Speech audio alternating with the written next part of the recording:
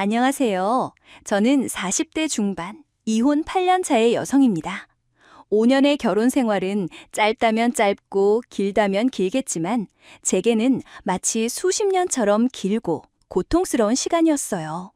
특히 효심이 지극하다는 미명 아래 모든 것을 시댁 위주로 재단하고 저를 무시했던 전 남편과의 시간은 다시는 경험하고 싶지 않습니다. 그날은 여느 때와 다름없는 평범한 오후였습니다. 퇴근 후 지친 몸으로 집에 들어섰을 때 전화 한 통이 걸려왔죠. 제 남동생이었습니다. 누나, 형부가 보낸다는 결혼 선물이 벌써 도착했어. 근데 이게 좀... 동생의 목소리에는 당황스러움이 역력했습니다. 저는 고개를 갸웃했죠.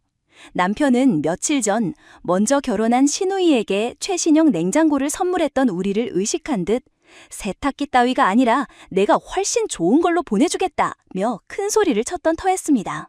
솔직히 크게 기대하지 않았습니다. 그의 허세는 늘 말뿐이었고 시댁만 챙기는 효심 지극한 남편의 이중성은 저를 수없이 지치게 했으니까요. 하지만 동생의 다음 말은 제 예상을 완전히 뒤엎었습니다. 누나, 선물 보낸 게 화물차였어. 그것도 아주 큰. 화물차? 결혼 선물에? 그 순간 저는 직감했습니다. 이 알 수 없는 선물이 단순히 남편의 허세로 끝나지 않으리라는 것을요.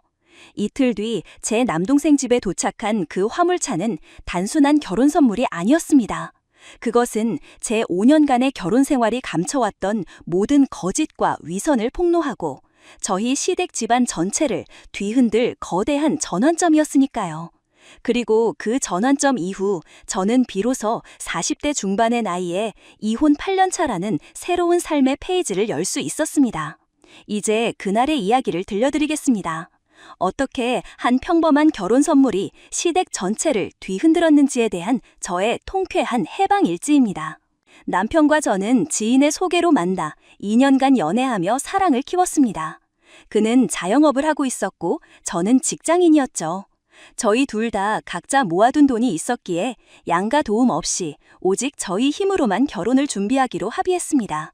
시댁에서는 형편이 어려워 지원해줄 수가 없다고 미리 말씀하셨고 저희도 기대를 하지 않았기에 전혀 섭섭하지 않았습니다. 오히려 우리 힘으로 시작한다는 사실에 뿌듯함마저 느꼈죠. 하지만 친정은 잘났습니다. 결혼을 한 달여 앞둔 어느 날 아버지께서 저를 조용히 부르셨습니다. 얘야, 소민아, 아빠가 너에게 줄 게 있다. 아버지는 낡았지만 소중하게 다뤄진 듯한 봉투 하나를 제게 내미셨습니다. 봉투 안에는 3천만 원짜리 수표가 들어있었죠. 저는 눈이 휘동그레졌습니다. 아빠, 저도 돈 있어요. 괜찮아요. 이 돈은 받지 않을게요. 아버지는 따뜻한 눈빛으로 저를 바라보며 손을 잡으셨습니다. 돈은 없어서 주는 게 아니라 사람이 살다 보면 돈 쓸 곳이 꼭 생긴다. 당장 필요하지 않아도 이걸 가지고 있어라. 세상살이에 남자든 여자든 여윳돈은 있어야 하는 법이다. 혹여 힘든 일 생기면 언제든 친정으로 오고 아빠는 늘 네 편이다. 그 순간 저는 아빠의 깊은 사랑과 배려를 느꼈습니다. 그때는 몰랐습니다. 이 돈이 훗날 제가 헤쳐나가야 할 험난한 결혼 생활에서 가장 강력한 무기가 될 줄은요. 저희는 가진 돈으로 아담한 전셋집을 얻고 남은 돈으로는 예식과 신혼여행에 필요한 것들을 준비했습니다. 예단이나 예물은 양가에서 일절 요구하지 않아 생략하기로 했죠.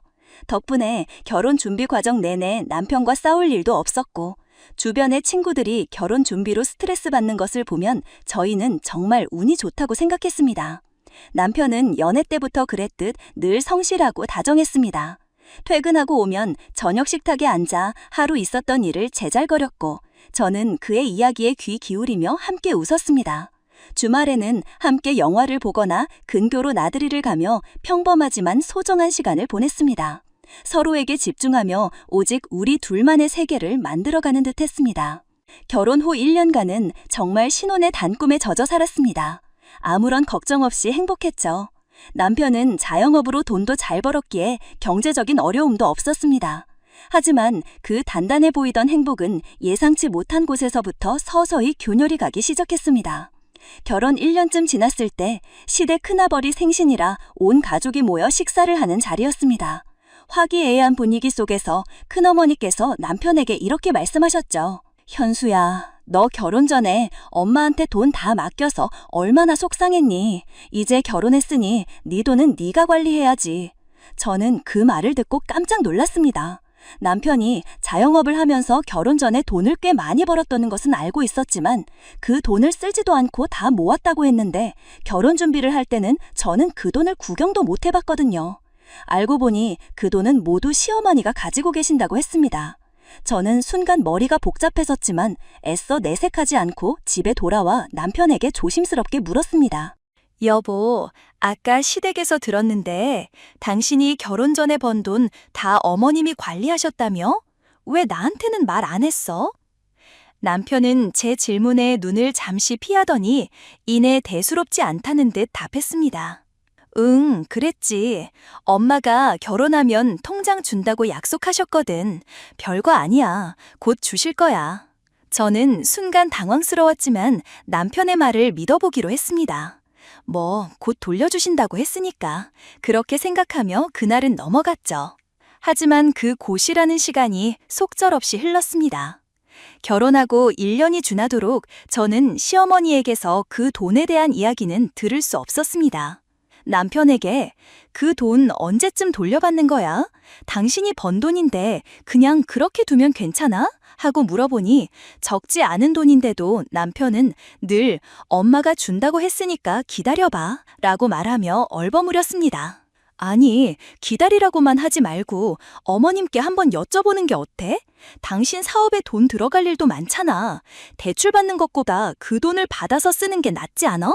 하고 물어보니 적지 않은 돈인데도 남편은 늘 엄마가 준다고 했으니까 기다려다 라고 말하며 얼버무렸습니다.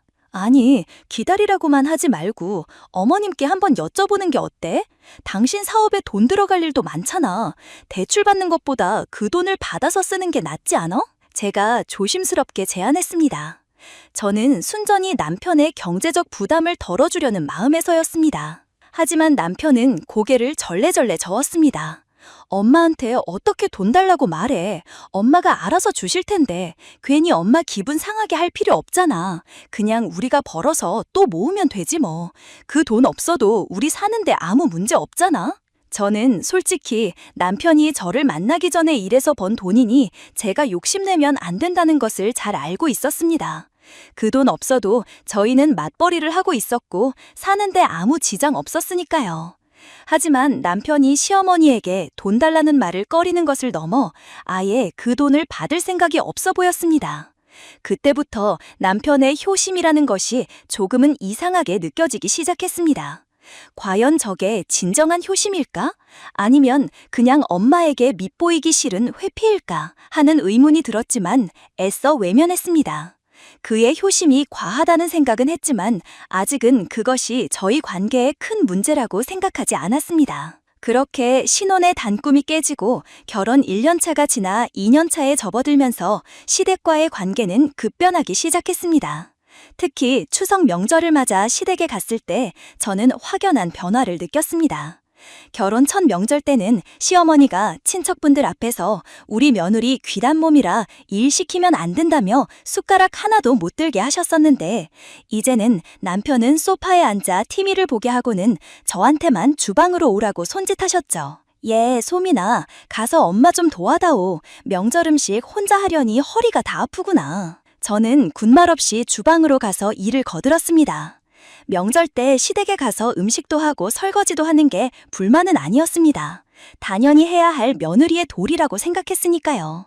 그런데 문제는 그 다음부터였습니다. 주방에 단둘이 있을 때면 시어머니는 마치 녹음기처럼 똑같은 이야기를 반복하셨습니다.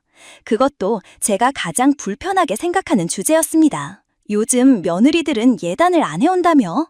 나는 그래도 우리 아가씨 냉장고는 받았는데 너는 예단이 없어서 내가 얼마나 속상했는지 아느냐?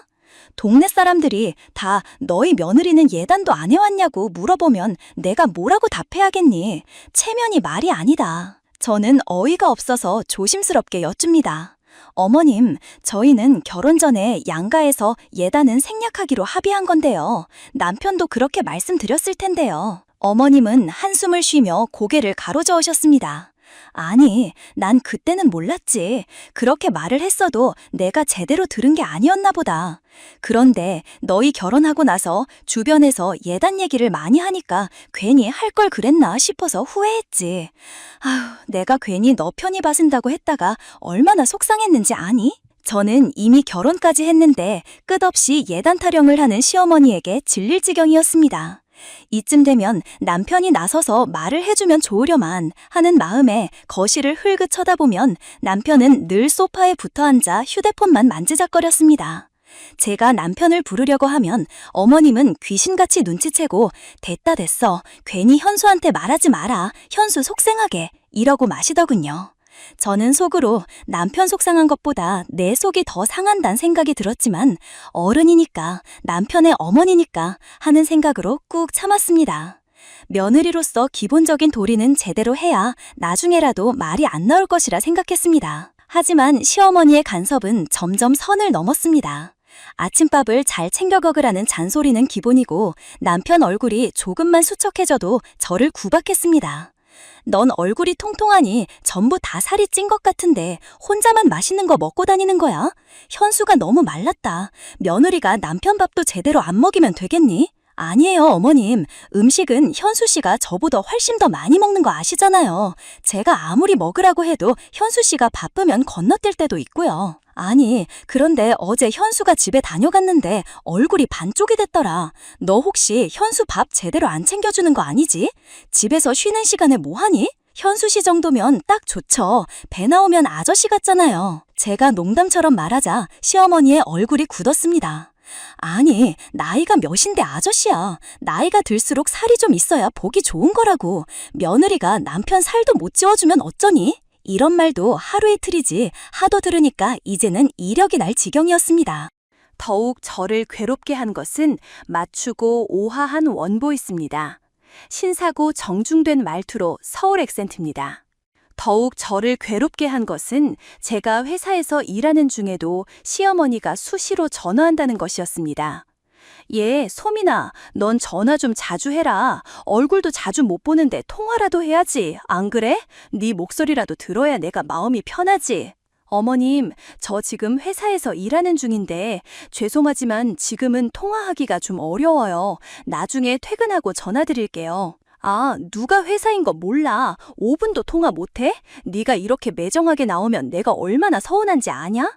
어머님이 자꾸 나 근무 중에 전화하시면 저 눈치 보여요. 괜히 회사에서 내 평가 안 좋아질까 봐 걱정돼요. 제가 솔직하게 말씀드렸습니다. 그러자 시어머니는 기다렸다는 듯 이렇게 말씀하셨죠.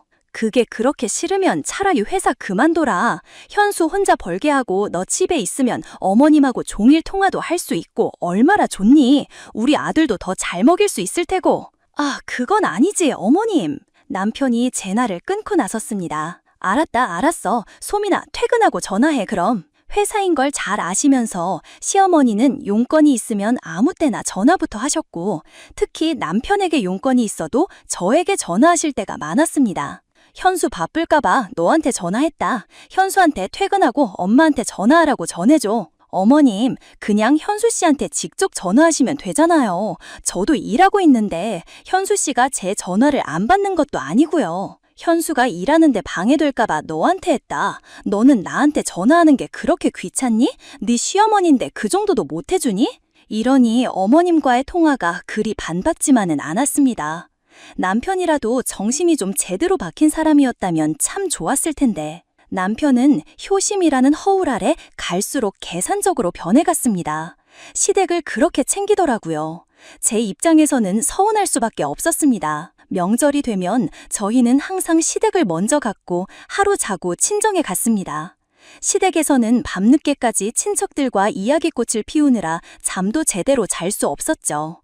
다음 날 친정에 가면 어머님은 늘 우리 딸 고생 많았지 와서 쉬어라 하시며 제 손에 물 한 방울 묻히지 않게 하셨습니다. 그런데 결혼 3년차 명절 시부모님이 친척분들과 해외여행을 가게 되시면서 저와 남편은 결혼하고 처음으로 친정부터 가게 되었어요. 친정에서는 오랜만에 친정부터 오니 좋구나 하시며 당연히 좋아하셨고 연휴가 길어서 친정에 이틀간 묵으며 편안하게 쉬었습니다. 남은 연휴는 저희 둘이서 보냈고요. 그런데 명절 연휴가 끝나고 일주일이 지났을 때였습니다.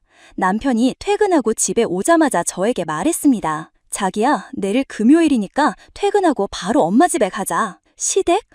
왜? 무슨 일 있어? 명절도 아닌데? 아니, 주말 동안 자고 오려고 엄마가 우리 집에도 좀 있으라고 하셨어. 갑자기? 왜? 명절에도 아니고 어머님도 여행 갔다 오신 지 얼마 안 됐잖아. 피곤하실 텐데. 남편은 제 말이 끝나기도 전에 짜증 섞인 목소리로 말했습니다. 갑자기라니? 우리 저번 명절 때 친정 가서 이틀 자고 왔잖아. 그러니까 우리 집에서도 똑같이 이틀 자는 게 맞는 거지. 이게 무슨 논리인가 싶었습니다.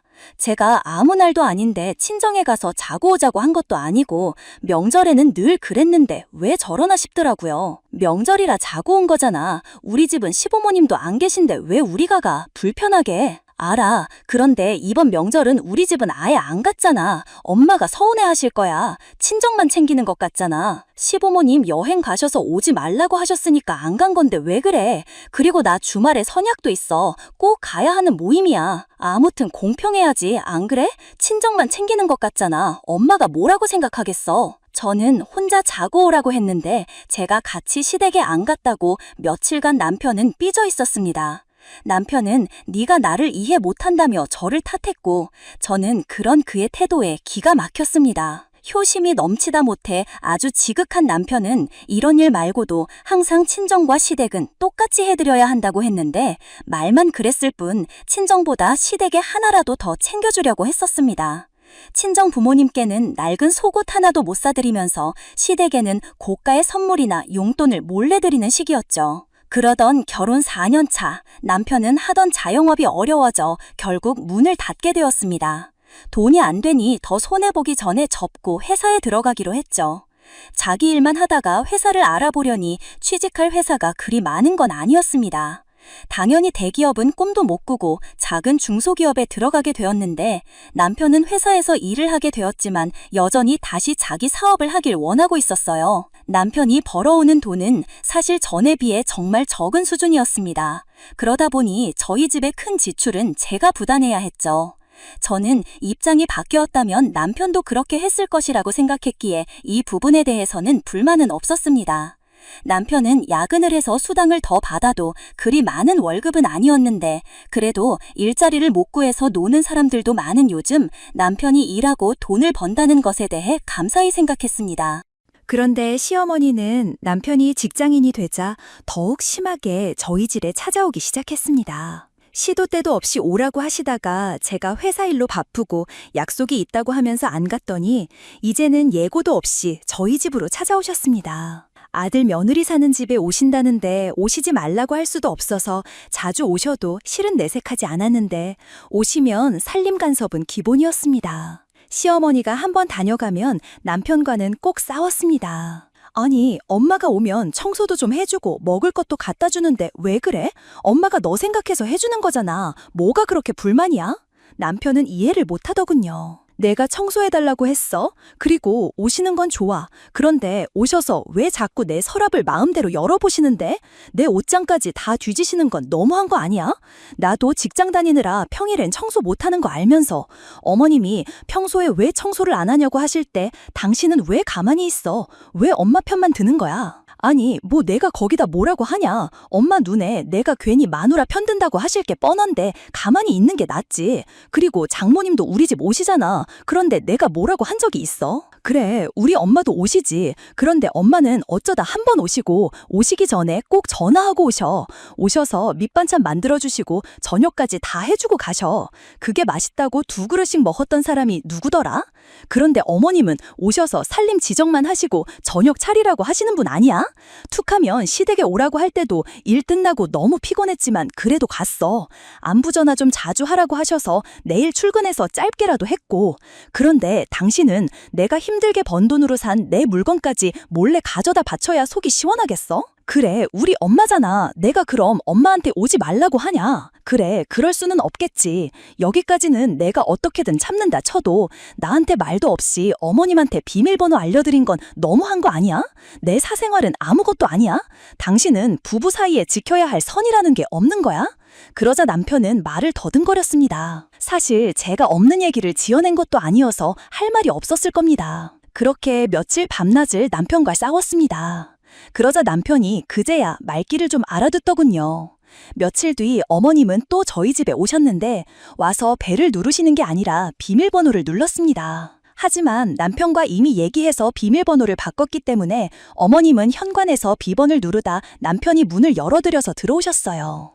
아니 왜 이게 안 맞냐? 어머님은 짜증 섞인 목소리였습니다. 그게요, 제가 바꿨어요, 엄마. 남편이 말했습니다. 뭘로? 바꿨으면 말을 해야지. 몇 번이야? 적어줘. 앞으로 오시면 벨 누르세요. 저희가 열어드릴게요. 급한 일 아니면 전화 먼저 주시고요. 남편은 단호하게 말했습니다. 왜? 혹시 소민이 네가 바꾸자고 했냐? 시어머니는 저를 쳐다봤습니다. 아니 엄마, 내가 바꾼 거예요. 얼마 전에 앞동에서 도둑이 들었다고 해서 경찰도 오고 그랬거든요.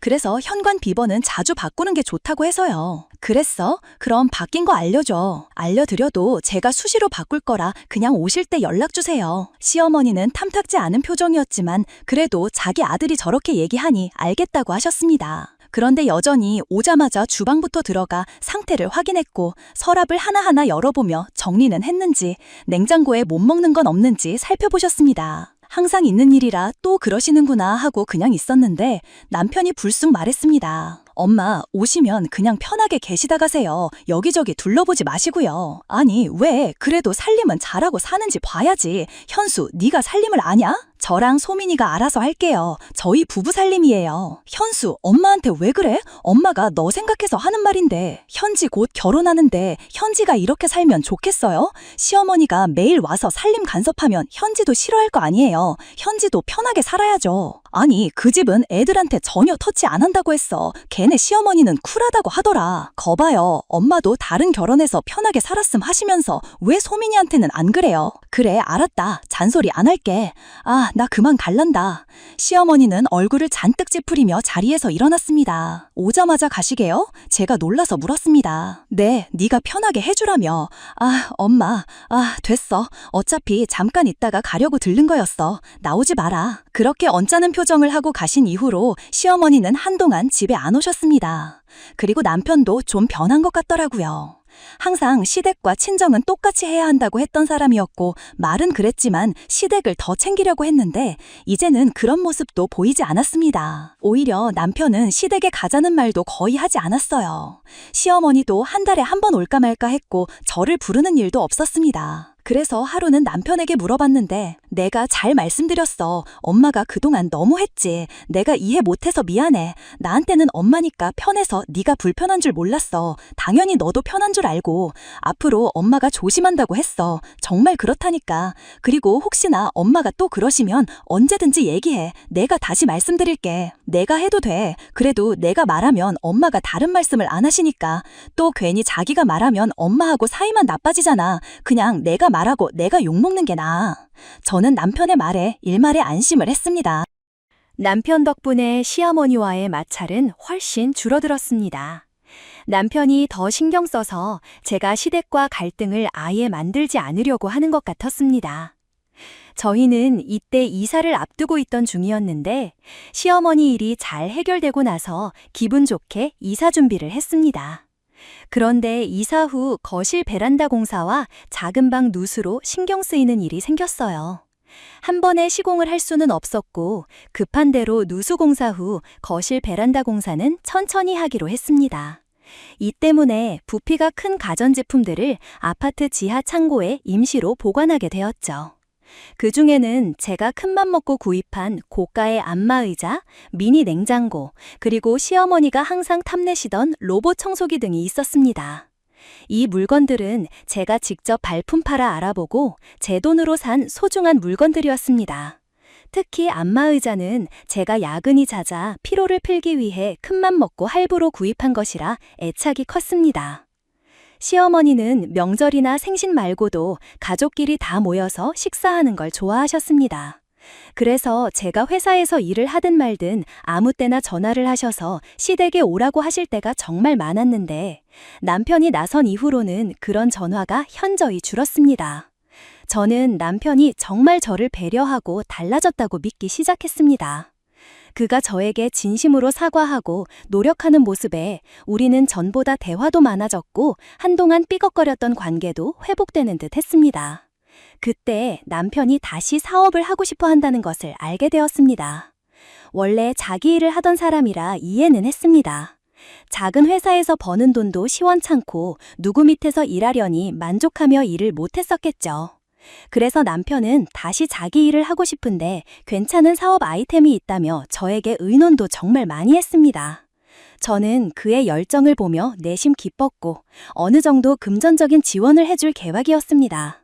그는 제가 사업 자금을 다 해줄 거라 굳게 믿고 있었고 이미 여기저기 일을 벌여놓은 상태였죠. 모든 불신과 분노가 쌓여가던 그때 제 남동생의 결혼 소식이 들려왔습니다. 남동생은 저에게는 세상에 둘도 없는 소중한 존재였습니다. 자기야, 지영이 결혼하는데 뭐 하면 좋을까?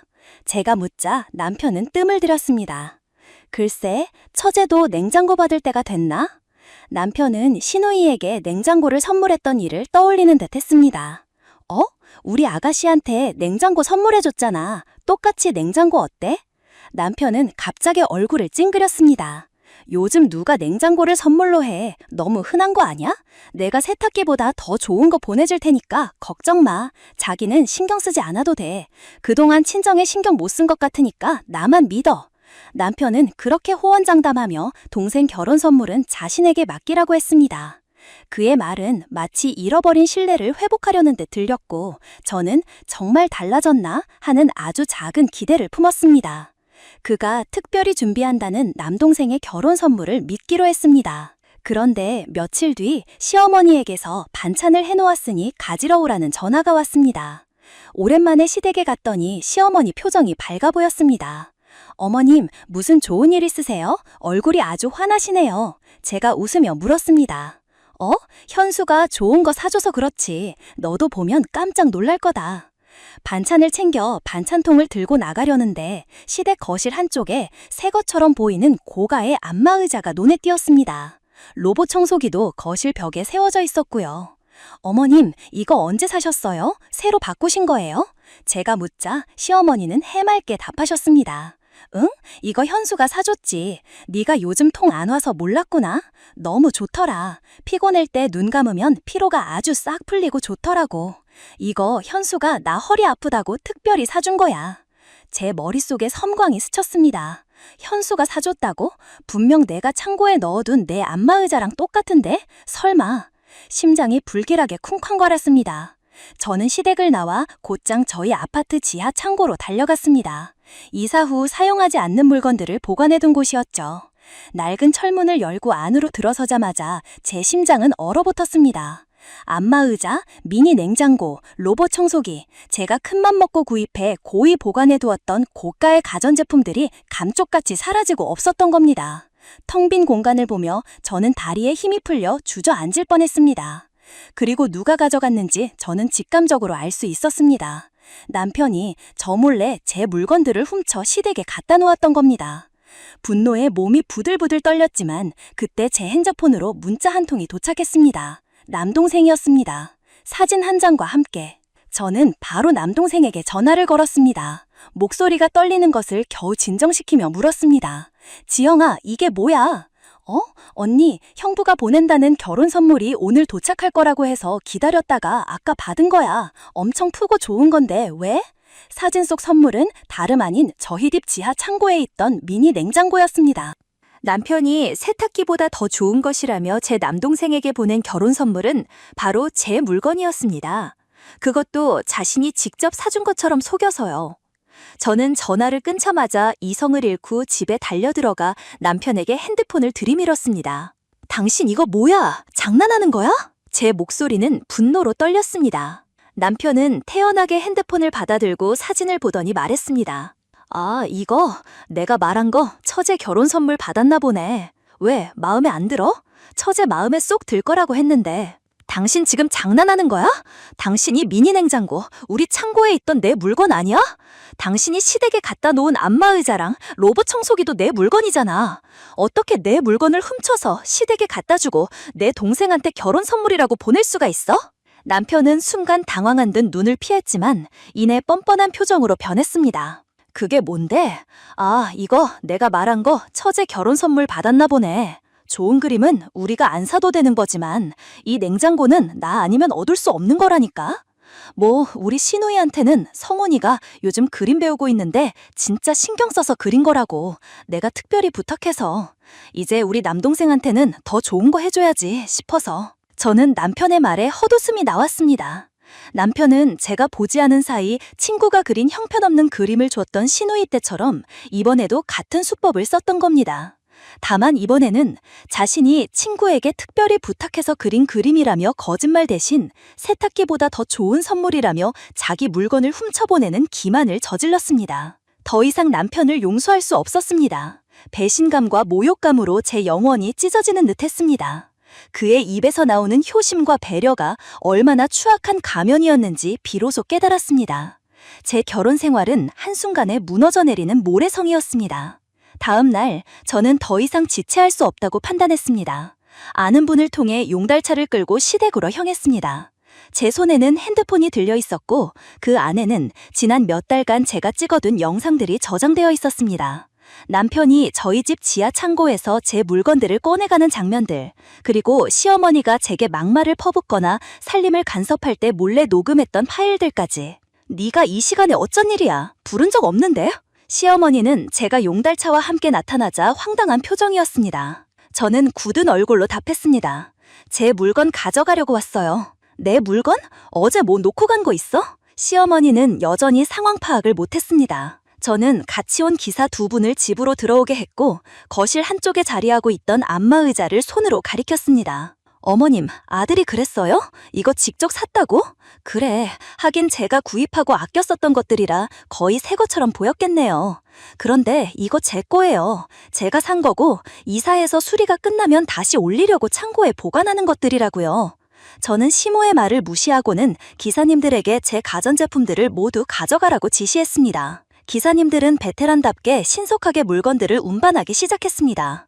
시어머니는 제 말을 들으면서도 눈을 꿈뻑이며 상황을 이해하려 애썼지만 이내 눈빛이 흔들렸습니다. 시어머니는 눈이 휘둥그려졌고 그때 남편에게 전화가 걸려왔습니다. 제가 이미 시댁에 와서 제 물건들을 옮기기 시작했다는 시어머니의 다급한 전화를 받았겠지요. 얼마 지나지 않아 남편이 헐레벌떡 집으로 들어섰고 저를 보자마자 크게 소리를 질러댔습니다. 야, 너 지금 뭐 하는 거냐? 이거 장난이 심하잖아. 남편의 얼굴은 분노와 당황감으로 일그러져 있었습니다. 그는 집안을 둘러보며 사라지는 물건들을 보고 경악했습니다. 저는 차분하게 그러나 단호하게 말했습니다. 장난 아닌데? 네 눈엔 장난으로 보였어? 그걸 다 가지고 오면 어쩌는 거야? 남편은 제 옆에 놓인 미니 냉장고와 로봇 청소기를 보며 기겁했습니다. 원래 내 물건이라 찾아온 것뿐인데 뭐가 문제 있어? 너 그거 절도? 남의 물건을 훔쳐가는 거야? 남편은 얼굴이 벌개져 저를 노려봤습니다. 그의 목소리에는 위협적인 기세가 섞여 있었습니다. 절도? 내 물건 내가 가지고 온다는데 절도라니? 그리고 네 말대로 내가 시댁 물건 훔쳐온 거라고 해도 법적으로 가족이라 친족상도례 때문에 절도죄 형이 면제될 텐데 어쩌냐. 게다가 이 절도죄가 정말 성립된다면 애초에 네가 나 몰래 내 물건 훔쳐서 시댁에 갖다 준 거니까 네가 처벌받아야 하는 게 맞겠네. 안 그래? 저는 그의 위협에 흔들리지 않고 반박했습니다. 제 말에는 이미 법적인 지식과 확신이 담겨 있었습니다. 남편은 제 말에 아무런 반박도 하지 못했습니다. 제가 하는 말이 모두 사실이었고 제가 없는 얘기를 지어낸 것도 아니었으니까요. 그는 말을 더듬었습니다. 아니, 너 그 물건들 안 쓰는 거잖아. 안 쓰니까 창고에 두고 방치한 거 아니었어? 누가 그래 안 쓴다고? 우리 집 수리 끝나고 정리되면 그때 쓸 생각으로 창고에 보관 중이었는데 당신이 멋대로 가져간 거잖아. 내가 언제 당신한테 내 물건 가져가서 시댁에 갖다 주라고 했어? 언제 내 동생한테 내 물건을 결혼 선물로 주라고 했냐고. 당신은 내게 단 한 번도 허락을 구한 적 없어. 그럼 진작에 말을 했어야지. 난 창고에 계속 있길래 네가 별 얘기도 없어서. 남편은 궁색한 변명만을 늘어놓았습니다. 나 분명 말했는데 수리 끝나는 동안 물건들 창고에 둘 거라고. 당신이 내 말을 듣지 않은 거지. 아니면 듣고도 무시한 거겠지. 당신은 나를 사람으로 보지 않았던 거야. 남편의 얼굴은 점점 파리해졌습니다. 그는 저를 똑바로 쳐다보지 못했습니다. 그리고 저는 마지막 일격을 날렸습니다. 제 심장은 격렬하게 요동쳤지만 목소리는 얼음처럼 차가웠습니다. 생각이 잘 됐고 우리 이혼하자. 뭐? 무슨 이런 일로 이혼이야? 남편은 경악했습니다. 그의 목소리에는 당혹감과 함께 약간의 두려움이 섞여 있었습니다. 그의 얼굴에서 모든 피가 가시는 듯했습니다. 이런 일? 그럼 이혼은 어떤 일로 할 수 있는 건데? 이 집은 아주 엄청나게 챙기면서 우리 친정은 이런 식으로 무시해도 되는 거냐? 처제한테 선물한 그 그림 사건, 그리고 내 남동생 결혼 선물로 내 물건을 훔쳐보낸 것까지. 당신은 나를 존중하지도 않고 우리 가족을 무시하고 심지어 내 물건까지 훔쳐서 자게 생색내는 데 쓰고 있어. 이런 당신이랑 어떻게 평생을 함께 살 수 있겠어? 당신은 내게 단 한 번도 진심을 보여준 적 없어. 나는 당신을 더 이상 신뢰할 수 없어. 남편은 미안해하기는커녕 오히려 더 크게 화를 내고 나가버렸습니다. 자신이 궁지에 몰리자 감정적으로 폭발하는 전형적인 모습이었습니다. 그 사이 시어머니가 들이닥쳤습니다. 어디 있냐? 내 물건 어디 있냐고. 우리 아들이 나 허리 아프다고 매일 쓰라고 하면서 사준 안마의자 그거 비싸게 주고 산 거라고 했어. 시어머니는 제게 삿대질을 하며 눈을 부라렸습니다. 그녀의 얼굴은 분노로 시뻘개져 있었습니다. 맞아요. 그거 엄청 비싼 거예요. 제가 직접 결제한 거거든요. 여기 보세요. 저는 망설임 없이 카드 앱을 열어 결제 내역을 시어머니에게 보여드렸습니다. 제 이름과 결제 금액, 날짜, 상품명이 선명하게 찍혀 있었습니다. 하지만 시어머니는 제대로 보지도 않고 제가 시댁에서 가져온 물건을 다시 내놓으라며 짜증을 있는 대로 내더라고요. 당장 안 내놔. 네가 감히 시어머니 물건을 훔쳐가? 너 지금 제정신이야? 필요하시면 직접 사시던가 아니면 어머님 아들한테 이번에 진짜로 사달라고 하세요. 도둑처럼 몰래 훔쳐가지 말고. 저는 시어머니의 이성과 감정에 동시에 불을 질렀습니다. 뭐라고? 도둑? 지금 내 아들이 도둑이다 이거야? 네가 감히 내 아들을 도둑으로 몰아? 시어머니는 원래 입이 좀 험한 스타일이었는데 이날은 잔뜩 화가 났는지 저한테 쌍욕을 퍼붓기 시작했습니다. 귀에 담기 힘든 온갖 욕설이 쏟아져 나왔습니다. 저는 이 모든 상황을 녹음하고 있었습니다. 그때 남편이 다시 들어왔습니다. 시어머니의 욕설을 듣고 얼굴이 굳어졌습니다. 엄마, 지금 뭐 하시는 거예요? 그만하세요. 남편이 다급하게 시어머니를 말렸습니다. 아니 현수야, 내가 안마의자랑 냉장고랑 청소기랑 가져간 거 다시 돌려달라고 하니까 못 준대. 네가 산 거 맞는 거지? 나한테 그랬잖아. 직접 주문한 거라고. 시어머니는 남편에게 울먹이며 하소연했습니다. 그녀는 아들 앞에서 자신이 얼마나 속았는지 호소하는 듯했습니다. 빨리 사과하세요 엄마, 소민이한테. 남편은 버럭 소리쳤습니다. 내가 왜? 엄마 지금 소민이한테 욕했잖아요. 저 다 들었어요. 제가 욕먹을 짓을 했잖아. 며느리가 시어머니한테 도둑이라고 하면 되는 거야? 소민이 말이 맞아요. 그거 다 소민이가 산 거예요. 엄마, 그러니까 빨리 사과하시라고요. 엄마가 잘못한 거예요. 지금 제가 증거 다 가지고 있어요. 남편의 말을 들은 시어머니는 순간 당황하는 듯하더니 그 다음에 나온 말이 너무 어이가 없었습니다. 네가 샀다고? 그래, 네가 샀어도 니네 부부잖아. 네 물건이면 내 아들 물건이기도 하지. 그런데 시어머니 쓰는 게 그렇게 아깝더냐? 응? 아무리 그래도 그렇지. 쓰고 있는데 뺏어가? 이 시어머니한테 쓰는 게 그렇게 아까웠단 말이냐? 그만해요. 일단 가세요. 제가 나중에 더 좋은 거 사드릴게요. 제발. 남편은 시어머니를 달래려 안간힘을 썼습니다. 그의 얼굴은 절박함으로 이끌어져 있었습니다. 저는 남편의 말에 헛웃음이 터져나왔습니다. 아니, 너 왜 웃냐? 남편이 저를 쏘아봤습니다. 웃음이 나네요. 더 좋은 거? 더 좋은 거 뭐? 혹시 성우 씨가 그린 그림? 지난번에 신우이한테 보냈던 그 허접한 걸 또 보내려고? 저는 일부러 남편의 친구 이름을 언급하며 비꼬았습니다. 그림이라니? 아니에요. 아무것도. 빨리 나가세요. 제가 전화 드릴게요. 남편은 당황하며 시어머니를 문 밖으로 떠밀었습니다. 시어머니는 분이 풀리지 않은 듯 씩씩거리며 나갔습니다. 그렇게 시어머니는 남편한테 억지로 떠밀리듯 나갔습니다. 큰 소리치고 나갈 때는 언제고 남편은 시어머니가 돌아간 다음 제 앞에서 미안하다고 사과를 했습니다. 생각해보니까 내가 실수한 것 같아. 정말 미안해, 소민아. 내가 너무 생각이 짧았어. 한 번만 용서해줘. 그의 목소리에는 이제야 진정한 후회가 담긴 듯 보였습니다. 실수는 이럴 때 쓰는 말이 아니지 않아? 넌 계획적이었잖아. 내 물건을 훔쳐서 시댁에 갖다 주고 내 동생한테 선물이라고 속여서 보낸 게 어떻게 실수야? 이건 사기잖아. 나를 바보로 만든 거잖아. 남편은 이혼만은 절대 안 된다며 아주 싹싹 빌었습니다. 그에게는 이유가 있었습니다. 저와 이혼하면 사업 자금을 구할 곳이 없어지거든요. 남편은 작은 회사에서 버는 돈이 시원찮자 다시 사업을 하고 싶어 했고, 제가 어느 정도 금전적으로 지원해 줄 계획이라는 것을 알고 이미 여기저기 일을 벌여놓은 상태였으니까요. 제가 이혼을 요구하면 혼자 감당이 안 되는 상황이 되어버리는 것이었죠. 미안, 너한테는 신뢰가 가지 않는데 어쩌냐. 당신이 하는 모든 말이 거짓말처럼 들려. 더 이상 당신을 믿을 수가 없어. 그럼 내 사업은? 그걸 왜 나한테 물어? 약속했잖아. 사업 돕기로. 네가 자금 해준다고 우리 같이 사업하는 거 아니었어? 남편은 억울하다는 듯 소리쳤습니다. 그의 목소리에는 간절함보다는 자신의 이익을 잃을까봐 하는 초조함이 더 크게 느껴졌습니다.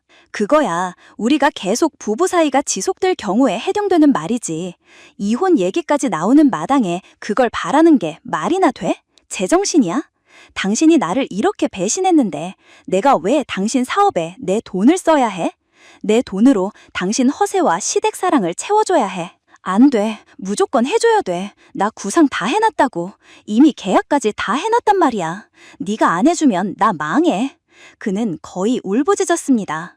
저는 제정신이 아닌 듯 소리치는 남편을 상대로 소송을 시작했습니다. 제 동의 없이 재산을 처분하고 시댁만 우선인 남편을 보며 더는 같이 살아야 할 이유가 없어졌으니까요. 저는 창고에 고가의 물건을 보관하게 되면서 따로 CCTV를 설치해 두었습니다. 클라우드 서버에 저장이 되기 때문에 매월 금액을 내야 하긴 했지만 그 덕분에 남편이 몰래 물건을 꺼내가는 모습도 영상으로 확인할 수 있었어요. 남편은 그런 적 없다고 발뺌할까봐 CCTV 영상을 가지고 있었는데 요긴하게 사용할 수 있었어요. 거기다 시어머니가 툭하면 제게 함부로 얘기하고 욕을 할 때가 종종 있어서 녹음을 해둔 것이 있었는데 한동안 시어머니와 갈등이 없어지면서 잊고 살다가 이번 사건으로 녹음 파일을 찾아 제출했습니다. 이 모든 증거들은 제가 겪었던 부당함을 명백히 입증해 주었습니다. 남편이 이혼을 원하지 않으니 이혼 과정이 순탄하지만은 않았습니다. 듣던 대로 진흙탕 싸움이었죠. 남편은 어떻게든 이혼을 막으려 했고 시어머니는 내 아들 돈 다 뜯어내려 한다며 저를 비난했습니다. 시어머니는 법원에도 찾아와 제게 소리를 지르며 네가 감히 내 아들을 이혼시켜? 네가 뭔데? 라고 악을 썼습니다. 그들의 비난 속에서도 저는 흔들리지 않았습니다. 이미 바닥까지 떨어진 신뢰를 회복할 수 없다는 것을 알았으니까요. 독하게 마음을 먹고 계속 밀어붙여 결국 이혼을 하게 되었습니다. 이혼 소송은 약 1년 반 정도 걸렸지만 그 시간 동안 저는 저 자신을 되찾는 기분이었습니다. 법정에서 판사님이 제 증거들을 보시며 고개를 끄덕이셨을 때 저는 비로소 억울함이 풀리는 듯한 기분이 들었습니다. 이혼 후 8년. 아쉬운 쪽은 제가 아니라 전 남편이었습니다. 이혼 소송 중에도 사업 구상에만 몰두하며 여기저기 투자를 받아 쓴 탓에 이혼과 동시에 당장 갚아야 할 돈이 산더미처럼 쌓인 상태였거든요. 처음에는 어떻게든 저를 붙잡고 다시 잘 살아보자고 매달리다가 제가 마음이 확고한 것을 알고는 다시는 보지 말자고 화를 냈던 사람이었는데 돈이 급했는지 이혼 후에도 찾아왔더라고요. 논의가 급했는지 찾아왔더라고요. 어느 날 저녁 퇴근하고 집에 막 들어서려는데 익숙한 뒷모습이 보였습니다. 설마 했는데 전 남편이었습니다. 그는 초췌한 얼굴로 제 집 앞에 서 있었습니다. 그의 어깨는 축 처져 있었고 옷차림은 예전처럼 깔끔하지 못했습니다. 잘 먹고 잘 살려고 하더니 여긴 어쩐 일이야? 제가 냉담하게 물었습니다. 전 남편은 주저하며 시선을 피했습니다. 그냥 잘 지내나 싶어서. 그의 목소리에는 힘이 없었습니다. 보다시피 잘 지내고 있어. 설마 나한테 무슨 용건이 있어서 왔어? 아무리 그래도 그 사이에 내 번호를 차단까지 했냐? 연락이 안 되던데. 당연한 거 아니야? 이제 연락할 일 없잖아. 난 당신이랑 깔끔하게 끝냈어. 전 남편은 집 앞까지 와놓고 말을 이어가지 못했습니다. 그의 입술은 바싹 말라 있었고 손은 초조하게 움직였습니다. 저는 그냥 가라고 하고 들어가려는데 그가 저를 다급히 붙잡았습니다. 저기, 나 좀 힘들어서 그런데 돈 좀 해줄 수 있어? 뭐 오죽하면 내가 널 찾아왔겠어. 내가 좀 급해서 그래. 그냥 달라는 게 아니라 빌려달라고 한 번만. 내가 널 뭘 믿고. 당신이 나한테 한 짓을 생각해봐. 믿을 수가 없어. 내가 차용증 쓸게. 그럼 돼? 이자도 쳐서 줄게. 그는 비굴하게 매달렸습니다. 미안, 차용증도 아무한테나 써주는 거 아니야. 저는 단호하게 선을 그었습니다. 전 남편은 돈이 급하다며 대출도 막히고 돈 나올 곳이 없다면서 제게 부탁한다고 했습니다. 그의 눈은 절박해 보였지만 제 마음은 이미 굳게 닫혀 있었습니다. 다른 사람도 아니고 이혼한 전 남편이고 신뢰를 잃어서 이혼한 사이인데 제가 뭘 보고 돈을 빌려주나요? 그래서 바로 거절했습니다. 하지만 저이면 안 된다고 하더라고요. 잘 생각해봐. 방법이 아예 없는 건 아닌데. 그는 마지막 희망이라도 잡으려는 듯 말했습니다. 방법? 그게 뭔데? 제가 어이없다는 듯 되물었습니다. 친구한테 그림 몇 점 더 그려달라고 해봐. 뭐? 그걸로 돈 구해보면 되잖아. 유명하다고 거짓말해서 팔면. 저는 그 말에 기가 막혔습니다. 너 지금 장난하냐? 내가 걔보다 더 잘 그려. 그딴 그림을 가지고 나더러 뭘 어쩌라고? 그냥 줘도 가져갈 사람이 있겠냐? 전 남편은 거의 절규하듯 소리쳤습니다. 그래놓고 내 동생한테는 나중에 억대로 그림값이 뛸 수도 있다면서 줬냐? 아니 그건 인간아, 왜 그러고 사냐? 돈이 필요하면 네가 벌어서 써. 빌릴 생각 말고.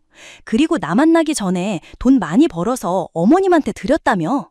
그거라도 받든가. 자존심도 없냐? 날 찾아오게. 그러자 전 남편은 갑자기 눈물을 뚝뚝 흘렸습니다.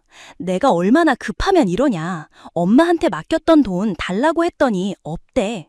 그는 엉엉 울기 시작했습니다. 없다니? 그 큰 돈이? 저는 황당했습니다. 엄마가 다 썼대. 나도 몰랐어. 당연히 다 가지고 계신 줄 알았는데. 투자했다가 날리고 누가 돈 빌려달라고 해서 빌려줬는데 못 받은 돈도 있다고 했고 생활비로도 썼다고 하시는데 난들 어쩌냐. 그러면서 결혼하면 준다고 하셨던 거야. 돈이 있지도 않았으면서. 몰랐지. 불려준다고 해서 믿고 드렸던 건데 난 이제 어쩌냐. 정말 돈 필요해. 제발. 그 말을 듣는데 참 어이가 없었습니다. 전 남편의 몰락은 시어머니의 방만한 재정관리와 그의 어리석은 맹신이 합쳐진 결과였죠. 자신이 그렇게 효심이라 믿었던 것이 결국 자신의 발목을 잡은 셈이었습니다. 이 상황에 제가 뭔가 더 해줄 게 없어 그냥 가려는데 전 남편은 끝까지 어떻게 안 되겠냐며 저를 붙잡았습니다. 야, 경찰 부르기 전에 꺼져. 그리고 돈 빌려달라고 한 번만 더 이런 식으로 찾아오면 그때 진짜 경찰 불러서 너 신고할 거야. 스토킹 범죄 알지? 돈 한 푼 없다면서 벌금까지 내고 싶지 않으면 빨리 꺼져라. 그랬더니 전 남편은 제 앞에서 한참을 울다가 힘없이 돌아갔습니다. 사람 인생이라는 게 정말 알 수 없지 않나요? 평생 행복하게 잘 살 거라 생각했는데 말이죠. 전 남편은 다시 사업한다고 설치지만 않았어도, 아니 그렇게 여기저기 투자금 받아 사업으로 쓰지만 않았어도 돈 때문에 이 난리를 피우진 않았을 텐데. 한편으로는 빨리 이혼한 게 다행이다 싶기도 합니다. 아무튼 자기가 저지른 일이니 본인이 수습해야죠. 그날 이후 전 남편이 한 번 더 저를 찾아오긴 했으나 그때 저는 가족들과 있었고 멀리서 저와 눈이 마주쳤지만 다시 보니 사라지고 없었습니다. 더 이상 그의 그림자가 제 삶에 드리워지지 않았습니다. 이혼한 후 저는 마음 편하게 살고 있습니다. 신경 쓸 시댁이 있는 것도 아니고 사고치고 다니는 남편이 있는 것도 아니라 온전히 제 인생에 집중하며 지내고 있어요. 동생에게는 미안해서 뒤늦게 결혼 선물을 다시 해주었는데요. 제 돈으로 직접 고른 멋진 공기청정기를 선물했습니다. 전 남편이 보내준 그림은 어쩌냐고 하니 그 대답이 참 기가 막혔습니다. 언니한테 이런 얘기 듣고 일주일 지났었나? 형부 찾아왔었어. 그 그림 돌려달라고. 찾아와서 뭐래? 언니도 자기 집에 가서 마음대로 물건 가져갔다고 하면서 자기도 그래야겠다고 그림 돌려달라고 하던데. 어이가 없네. 자기가 보낸 건 쓰레기 같다고 줬으면서 이제 와서 아쉽다고 가져간대. 찌질해서 말도 안 나왔어. 전 남편은 마음에도 없는 이혼하는 것도 억울하다면서 이렇게 된 이상 자기도 저랑 똑같이 해야겠다며 제 동생네 집에 가서 자기가 선물해준 그 그림을 돌려달라고 했다네요. 이 얘기는 이날 처음 들었는데 아주 끝까지 정말 찌질한 모습이었습니다. 그의 몰락은 어쩌면 예견된 일이었을 겁니다. 전 남편의 소식은 간간히 들렸습니다. 잘 살고 있지는 않더라고요. 저로 아는 지인이 많다 보니 소식을 전혀 안 들을 수는 없었는데 들리더라도 그냥 무시하고 있습니다. 역시 사람은 뿌린 대로 거둔다는 말이 맞는 것 같아요. 본인이 평소 잘하고 살았다면 그렇게 힘들 때 주변 사람 중에 도와준다는 사람 한 명이 없겠어요? 저한테도 그렇게 계산적으로 굴었으니 나가서는 더 했나 보더라고요. 한편으로는 빨리 이혼한 게 다행이다 싶기도 합니다. 아무튼 자기가 저지른 일이니 본인이 수습해야죠. 그날 이후 전 남편이 한 번 더 저를 찾아오긴 했으나 그때 저는 가족들과 있었고 멀리서 저와 눈이 마주쳤지만 다시 보니 사라지고 없었습니다. 더 이상 그의 그림자가 제 삶에 드리워지지 않았습니다. 이혼한 후 저는 마음 편하게 살고 있습니다. 신경 쓸 시댁이 있는 것도 아니고 사고 치고 다니는 남편이 있는 것도 아니라 온전히 제 인생에 집중하며 지내고 있어요. 동생에게는 미안해서 뒤늦게 결혼 선물을 다시 해주었는데요.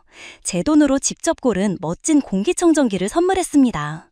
전 남편이 보내준 그림은 어쩌냐고 하니 그 대답이 참 기가 막혔습니다. 언니한테 이런 얘기 듣고 일주일 지났었나? 형부 찾아왔었어. 찾아와서 뭐래? 언니도 자기 집에 가서 마음대로 물건 가져갔다고 하면서 자기도 그래야겠다고 그림 돌려달라고 하던데 어이가 없네. 자기가 보낸 건 쓰레기 같다고 줬으면서 이제 와서 아쉽다고 가져간대. 찌질해서 말도 안 나왔어. 전 남편은 마음에도 없는 이혼하는 것도 억울하다면서 이렇게 된 이상 자기도 저랑 똑같이 해야겠다며 제 동생네 집에 가서 자기가 선물해준 그 그림을 돌려달라고 했다네요. 이 얘기는 이날 처음 들었는데 아주 끝까지 정말 찌질한 모습이었습니다. 그의 몰락은 어쩌면 예견된 일이었을 겁니다. 전 남편의 소식은 간간히 들렸습니다. 잘 살고 있지는 않더라고요. 저로 아는 지인이 많다 보니 소식을 전혀 안 들을 수는 없었는데 들리더라도 그냥 무시하고 있습니다. 역시 사람은 뿌린 대로 거둔다는 말이 맞는 것 같아요. 본인이 평소 잘하고 살았다면 그렇게 힘들 때 주변 사람 중에 도와준다는 사람 한 명이 없겠어요? 저한테도 그렇게 계산적으로 굴었으니 나가서는 더 했나 보더라고요. 전 남편과 반대로 저는 요즘 인생의 행복을 제대로 느끼고 있습니다. 이혼 직후 저도 힘들긴 했지만 저에게는 믿고 의지할 수 있는 가족이 있고 제 일터가 있고 또 저에게 힘이 되어주는 친구들도 있어서 생각보다 빨리 극복할 수 있게 된 것 같습니다. 주말에는 요리 클래스에 다니며 새로운 취미를 찾고 평일 저녁에는 스터디 그룹에서 외국어를 배우며 끊임없이 자신을 발전시키고 있습니다. 제가 번 돈은 오롯이 저와 친정 가족들을 위해 쓰이고 있습니다. 앞으로 제가 살아갈 날이 참 많겠지만 당장 누군가를 만날 생각은 없습니다. 그래서 그동안 못 해본 것들을 하며 재미나게 인생을 한번 살아볼까 합니다. 인생은 정말 한 번뿐이니까요. 여러분들도 하고자 하는 일이 있다면 미루지 마시고 지금 시작해보세요. 이혼은 했지만 이것이 인생의 실패가 아닌 새로운 시작이라고 생각하니 힘이 납니다. 뭐든 생각하기 나름인 것 같아요. 그럼 제 긴 사연은 여기서 마칠게요. 잘 들어주셔서 감사합니다.